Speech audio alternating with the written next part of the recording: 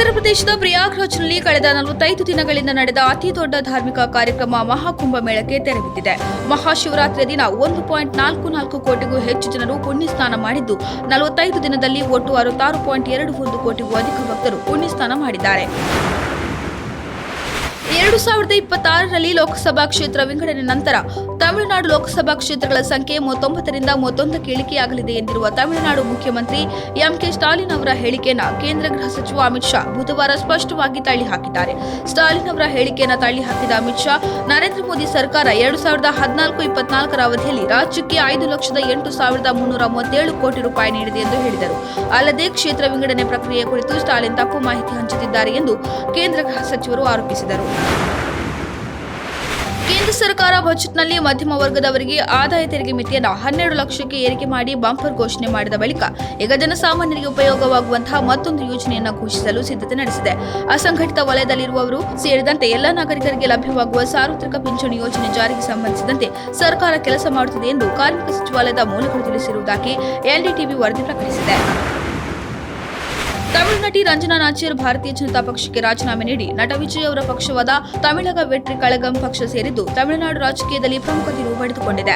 ಹಿಂದಿ ಭಾಷೆಯನ್ನ ಹೇರುವ ವಿಷಯದಲ್ಲಿ ರಂಜನಾ ಭಿನ್ನಾಭಿಪ್ರಾಯದಿಂದಾಗಿ ಈ ನಿರ್ಧಾರ ತೆಗೆದುಕೊಂಡಿದ್ದಾರೆ ಎಂದು ವರದಿಗಳಾಗಿವೆ. ರಕ್ಷಣಾ ಸಂಶೋಧನೆ ಮತ್ತು ಅಭಿವೃದ್ಧಿ ಸಂಸ್ಥೆ ಮತ್ತು ಭಾರತೀಯ ನೌಕಾಪಡೆಯು ಒಡಿಶಾದ ಚಂಡೀಪುರದಲ್ಲಿರುವ ಇಂಟಿಗ್ರೇಟೆಡ್ ಟೆಸ್ಟ್ ರೇಂಜ್ನಿಂದ ಮೊದಲ ಪ್ರಯೋಗ ನೌಕಾ ಹಡಗು ವಿರೋಧಿ ಕ್ಷಿಪಣಿಯನ್ನು ಯಶಸ್ವಿಯಾಗಿ ಪರೀಕ್ಷಿಸಿತು. ಅಧಿಕಾರಿಗಳು ಬುಧವಾರ ಈ ಮಾಹಿತಿ ನೀಡಿದ್ದಾರೆ. ಕೊಯಮತ್ತೂರಿನ ಈಶಾ ಫೌಂಡೇಶನ್ನಲ್ಲಿ ನಡೆಯುತ್ತಿರುವ ಶಿವರಾತ್ರಿ ಕಾರ್ಯಕ್ರಮದಲ್ಲಿ ಕೇಂದ್ರ ಗೃಹ ಸಚಿವ ಅಮಿತ್ ಶಾ ಜೊತೆ ಡಿಸಿಎಂ ಡಿಕೆ ಶಿವಕುಮಾರ್ ವೇದಿಕೆ ಹಂಚಿಕೊಂಡಿರುವುದು ಈಗ ದೇಶಾದ್ಯಂತ ಭಾರೀ ಸುದ್ದಿಯಾಗತೊಡಗಿದೆ.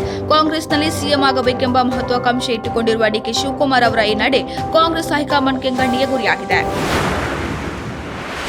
ನಾನು ಹಿಂದೂ ಆಗಿ ಹುಟ್ಟಿದ್ದೇನೆ, ಹಿಂದೂ ಆಗಿಯೇ ಸಾಯುತ್ತೇನೆ ಎಂದು ಡಿಕೆ ಶಿವಕುಮಾರ್ ಟೀಕಾಕಾರರಿಗೆ ಖಡಕ್ ಟಾಂಗ್ ಕೊಟ್ಟಿದ್ದಾರೆ. ಸದಾಶಿವನಗರದಲ್ಲಿ ಪತ್ರಿಕಾಗೋಷ್ಠಿಯಲ್ಲಿ ಮಾತನಾಡಿದ ಡಿಕೆ ಶಿವಕುಮಾರ್, ನಾನು ಕುಂಭಮೇಳದಲ್ಲಿ ಭಾಗಿಯಾಗಿದ್ದು ನನ್ನ ನಂಬಿಕೆ, ನಾನು ಹಿಂದೂ ಆಗಿ ಹುಟ್ಟಿದ್ದೇನೆ, ಹಿಂದೂ ಆಗಿ ಸಾಯುತ್ತೇನೆ, ಆದರೆ ಎಲ್ಲ ಧರ್ಮದ ಬಗ್ಗೆ ಗೌರವ ಇಟ್ಟಿದ್ದೇನೆ ಎಂದು ಹೇಳಿದ್ದಾರೆ. ಇದೇ ವೇಳೆ ಕುಂಭಮೇಳದ ಆಯೋಜನೆ ಬಗ್ಗೆಯೂ ಮಾತನಾಡಿ ಮೆಚ್ಚುಗೆ ವ್ಯಕ್ತಪಡಿಸಿರುವ ಡಿಕೆ ಶಿವಕುಮಾರ್, ಕುಂಭಮೇಳದಲ್ಲಿ ಉತ್ತಮ ಅನುಭವ ಆಗಿದೆ, ತುಂಬಾ ಉತ್ತಮವಾಗಿ ನಿರ್ವಹಣೆ ಮಾಡಿದ್ದಾರೆ ಎಂದು ಮೆಚ್ಚುಗೆ ವ್ಯಕ್ತಪಡಿಸಿದರು. ದಕ್ಷಿಣ ಕನ್ನಡ ಜಿಲ್ಲೆಯ ಜನರ ಬಹುವರ್ಷಗಳ ಬೇಡಿಕೆ ಕೊನೆಗೂ ಈಡೇರಿದೆ. ಮಂಗಳೂರು ಕಬಕ ಪುತ್ತೂರು ಪ್ಯಾಸೆಂಜರ್ ರೈಲನ್ನು ಸುಬ್ರಹ್ಮಣ್ಯ ರೋಡ್ ತನಕ ವಿಸ್ತರಣೆ ಮಾಡಲು ರೈಲ್ವೆ ಇಲಾಖೆ ಅನುಮತಿ ನೀಡಿದೆ.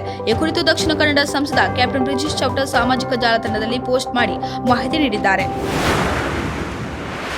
ಕರ್ನಾಟಕದ ಕರಾವಳಿಯಲ್ಲಿ ಮುಂದಿನ 5 ದಿನಗಳ ಕಾಲ ಉಷ್ಣ ಅಲೆ ಇರಲಿದೆ ಎಂದು ಹವಾಮಾನ ಇಲಾಖೆ ಎಚ್ಚರಿಕೆ ನೀಡಿದ್ದು ಯೆಲ್ಲೋ ಅಲರ್ಟ್ ಘೋಷಿಸಿದೆ. ದಕ್ಷಿಣ ಕನ್ನಡ, ಉಡುಪಿ, ಉತ್ತರ ಕನ್ನಡದಲ್ಲಿ ಬಿಸಿಲ ಝಳ ಹೆಚ್ಚಲಿದೆ.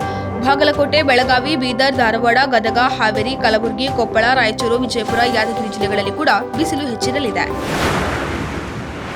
ಚಾಂಪಿಯನ್ಸ್ ಟ್ರೋಫಿ ಟೂರ್ನಿಯು ನಿರ್ಣಾಯಕ ಹಂತಕ್ಕೆ ಬಂದು ನಿಂತಿದೆ. ಈಗಾಗಲೇ 2 ತಂಡಗಳು ಸೆಮಿಫೈನಲ್ಗೆ ಏರಿದರೆ 3 ತಂಡಗಳು ಟೂರ್ನಿಯಿಂದ ಹೊರಬಿದ್ದಿದೆ. ಇನ್ನುಳಿದ 3 ಟೀಮ್ಗಳಲ್ಲಿ ಮತ್ತೊಂದು ತಂಡ ಹೊರಬೀಳಬೇಕಿದೆ.